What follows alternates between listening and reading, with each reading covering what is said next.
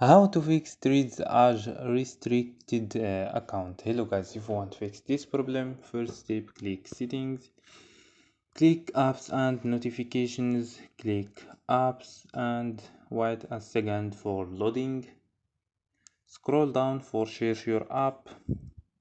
So scroll down or click here for search. Go to force stop, click OK and go to data, and before go to data, go to storage, click clear data and click OK and click clear cache.